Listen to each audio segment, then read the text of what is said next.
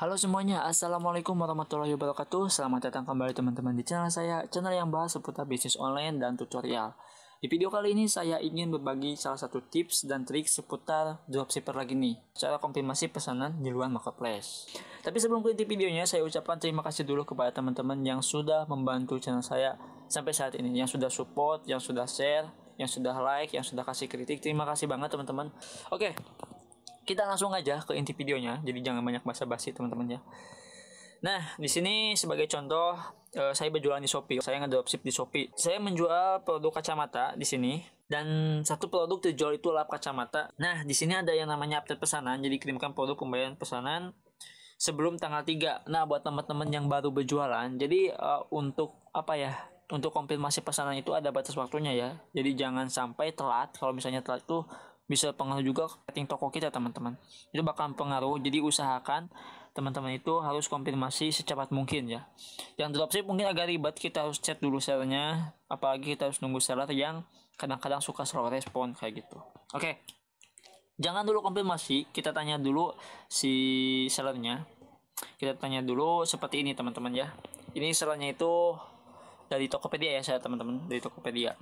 Saya tanya kayak gini, kayak ini ready kan? Nah, saya kasih nih foto produknya yang ada di Tokopedia. Saya jual produk kakak di Shopee. Kalau ready, saya order sekarang. Nomor rekeningnya berapa kak? Nah, di sini saya tuh kadang-kadang apa ya, bahasanya agak sopan juga ya teman-teman. Jadi langsung gak dikasih kesempatan si sellernya tuh ngomong. Harusnya itu kita itu berbicara dulu baik-baik, ngomong dulu ya, karena saya itu sibuk ya kemarin. Jadi kadang-kadang takutnya itu nggak konfirmasi gitu. Nah, dia bilang ready, mau berapa maksudnya itu ya. Sellernya itu tipe teman-teman. Saya bilang satu pieces, ini orangnya beli satu pieces, nomor rekeningnya kak, ini udah 2 kali saya kasih saya minta nomor rekening, tapi si orang itu belum ngasih juga. Nah, terus selanjutnya dia kan udah bilang ready ya teman-teman ya. Kalau udah bilang ready, langsung klik yang tadi pesan itu, nanti tampilan itu akan seperti ini. Nah, nanti pas diklik nanti akan masuk seperti ini nih. Di sini tuh ada atur pengirimannya antara ke counter ataupun ke pick up. Nah, karena di sini kita sebagai dropshipper, kita pilih yang pick up general regular cases, yang ini yang di bawah ya. Nah, kalau pick up itu nanti si kurirnya itu datang ke rumah si penjual kayak gitu. Contoh kan si seller tuh ya, seller saya tuh. Jadi si genernya itu akan datang ke seller kayak gitu. Nah, di sini tentukan tanggal pick up-nya, tanggal berapa nih yang kita bisa pick up. Di sini saya langsung pada hari Sabtu, saya langsung klik yang Sabtu. Saya kira kan bisa langsung dikirim besoknya, ternyata enggak ya teman-teman, bisa dikirimnya tuh hari Senin kalau nggak salah. Terus pilih waktu pick up dari jam 3 sampai jam 5. Nah, di sini nih ya. Ada dua waktu ya, siang sama malam. Jadi saya pilihnya tuh siang sampai sore kayak gitu. Nah, setelah dikonfirmasi pesanan, saya langsung, nah udah dikonfirmasi nih ya kan teman-teman pesanannya, karena udah bill ready. Terus kita langsung kasih alamatnya kayak gini. Kita screenshot aja dulu sebagai bukti. Terus dia bilang oke. Terus di sini saya kirim resi. Resi ini nih. Ini resinya. Si resi apa? Si resi pengirimannya. Kita simpan dulu, salin dulu. Nah, nanti kita bahas. Terus di sini karena HP saya yang satunya lagi dipakai, terus saya lupa nggak bawa juga ya teman-teman, emang lagi di luar, dan otomatis saya pakai nomor pribadi saya untuk chat si sellernya. Terus saya bilang kayak gini, pagi kak, saya yang dari WhatsApp HP Hijab Store, semalam saya kirim nomor resi lewat screenshot dan saya minta nomor rekening kakak buat transfer kak. Nah, di sini saya langsung ngomong ya, dan saya kasih bukti chatannya ya teman-teman sama si seller itu. Dan akhirnya si sellernya itu kalau nggak salah tuh langsung ngasih rekening. Siap kak, terima kasih, totalnya berapa kak? 900. Ini nominal harganya itu nggak seberapa ya teman-teman. Tapi nggak apa-apa.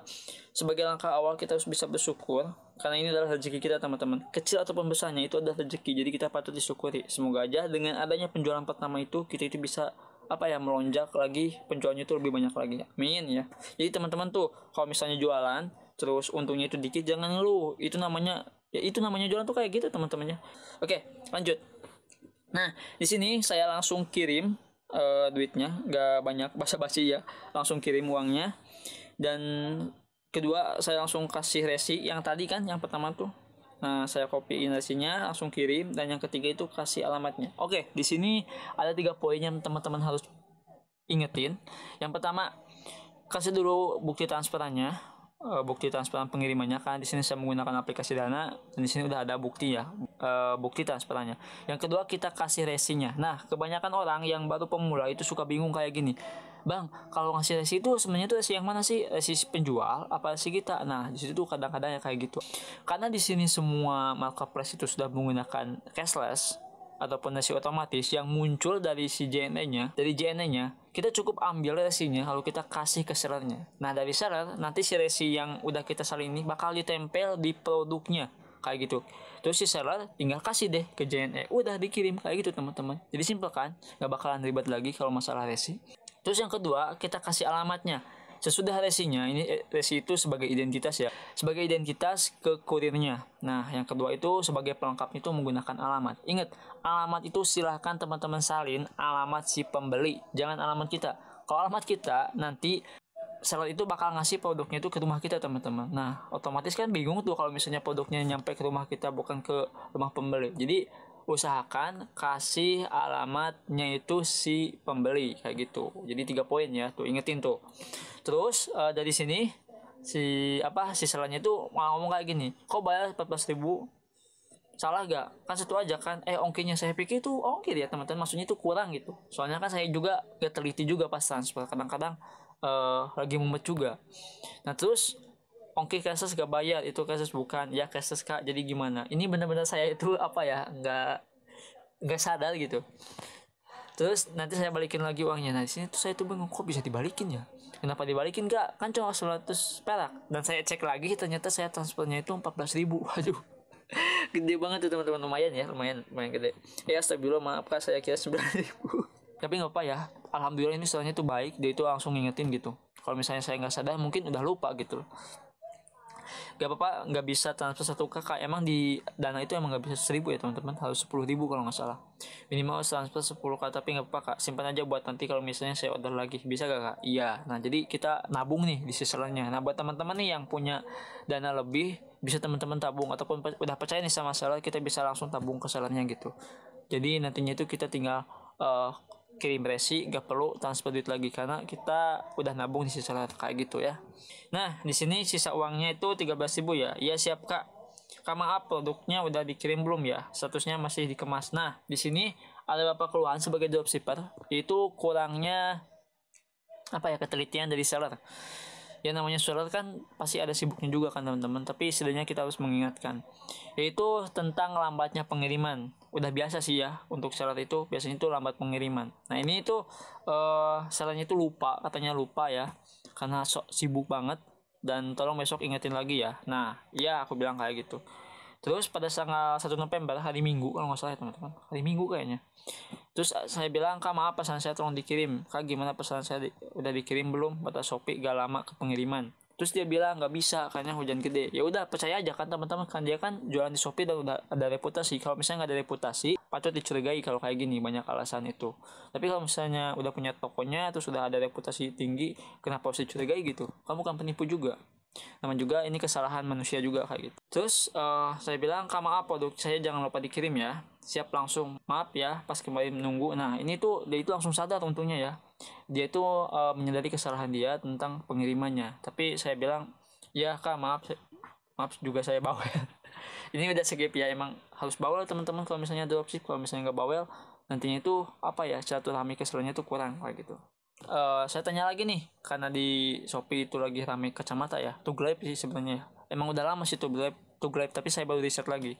Terus saya tanya, kak jual kacamata Tuglife gak? Ada kak, siap kan, nanti dikabarin soal ordernya kak. Oke siap. Nah ini udah teman-teman kayak gini ya sebenarnya untuk alur transaksi di luar marketplace. Semoga teman-teman paham nih ya. Oke, kita ambil kesimpulan dari videonya nih. Wah, kesimpulan video. Jadi kesimpulan video pertama itu tentang stok. Jadi kita tanyakan dulu stoknya ready apa enggak. Kalau misalnya ready, baru langsung atur pengiriman. Nah yang pertama itu kita fokuskan ke stok ya. Jadi jangan langsung cepat-cepat atur pengiriman terus pilih pick up, jangan teman-teman. Jadi kita harus fokus ke stok. Yang kedua, jika udah deal semuanya, langsung kirim bukti transferannya ya.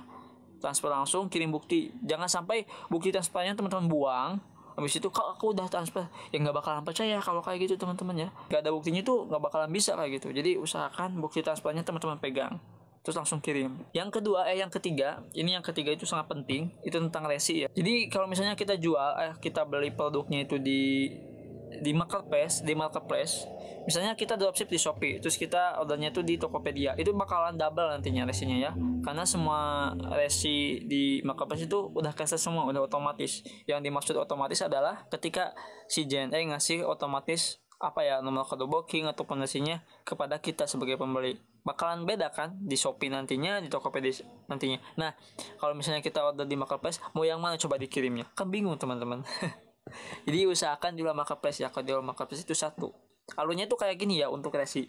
Yang pertama, teman-teman copy resi yang pesanan di toko teman-teman itu, resinya. Setelah itu resinya di copy, nanti dikirim ke seller.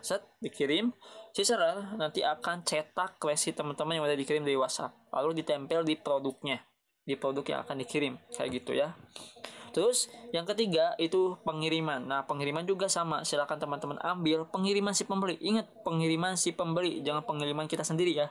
Nanti kalau misalnya pengiriman kita sendiri itu bakal dikirim ke rumah kita. Kita copy, kirim ke seller, nanti seller akan tempel di produknya. Setelah itu dikirim. Dan sebagai trouble-nya, teman-teman harus sering-sering cek yang namanya status pengiriman ya. Biasanya itu kalau misalnya kita nggak dicek, nggak tahu kapan ya pengiriman itu kadang-kadang dikirim ataupun enggak. Seperti halnya kayak tadi ya teman-teman, itu pengirimannya itu sampai lupa dia itu, kalau misalnya kita nggak follow up ataupun kita nggak teliti, nggak dicek, itu bakalan bahaya juga. Dan produk kita itu mungkin ratingnya itu bakalan jelek ya. Capek kan kalau misalnya udah buat toko, udah verifikasi juga, tapi ratingnya jelek kayak gitu. Yang keempat, kita langsung WhatsApp si pembeli. Nah, ini kayak gini ya teman-teman. Selamat pagi kak, aku dari toko Avatar Shop, kakak memesan produk lap kacamata. Terus kita kasih link produk kita. Apakah barangnya sudah diterima kak? Apakah produk puas kak? Dan mohon maaf jika pengiriman barang sedikit telat. Nah, di sini kita harus menyadari kesalahan kita. Karena semua pembeli itu bakalan nunggu produk-produk yang dia inginkan gitu secepatnya teman-teman ya. Tapi alhamdulillah ini pembelinya itu lama juga seperti salonnya, jadi itu sabar nunggu. Dan alhamdulillah dia bilang selamat pagi juga kak, belum datang kak barangnya. Ya nggak apa-apa kak. Nah dia itu responnya itu baik banget. Dan kita nggak salah sih harus kayak gini, karena kesalahan kita itu harus diperbaiki juga teman-teman ya, agar rating tokonya itu nggak bakalan jelek kayak gitu. Mohon ditunggu ya kak, soalnya pengirimannya sedikit terlambat. Nah terus di sini saya bilang ya kak, kabarnya sudah sampai. Kita nggak chat, dia itu otomatis chat. Karena apa? Karena kita udah ngasih perhatian buat si pembeli. Jadi si pembeli juga ngerasa aduh nggak enak sih kalau nggak dikasih tahu, pasti kayak gitu teman-teman. Nah akhirnya dia itu chat kayak gitu. Ya barangnya sudah datang kak, terima kasih kak, alhamdulillah. Gimana kabarnya, sudah sesuai kak? Ya alhamdulillah kak sesuai, siap kak, makasih. Nah kalau misalnya produk kita nggak sesuai, mau gak mau bisa di refund ya, ataupun dibalikin lagi teman-teman. Nah, kita harus bisa ganti lagi apa yang dia inginkan. Sebagai langkah awal penjualan itu harus kayak gitu. Kita harus benar-benar ngorbanin dulu ruginya itu, harus kita ngorbanin untuk bisa mendapatkan kepercayaan pembeli satu aja. Karena kalau pembeli udah percaya satu dan ulasannya itu udah tinggi, misalnya 5 nih, pembeli yang lain juga bakalan percaya gitu. Tapi kalau misalnya ratingnya jelek, dia itu langsung komentar ulasan sesuai faktanya, misalnya ini orangnya pengirimannya tuh lambat, nggak tanggung jawab, inilah itulah, wah itu bakalan jelek teman-teman. Dan otomatis si pembeli juga nggak bakalan mau. Nah kayak gitu. Paham mungkin ya teman-teman dari video ini, semoga bisa lebih bermanfaat dan tetap semangat dalam berjualannya teman-teman. Jangan lupa selalu berdoa dan bersyukur untuk memulai bisnis teman-teman. Oke, sampai jumpa di video selanjutnya. Assalamualaikum warahmatullahi wabarakatuh.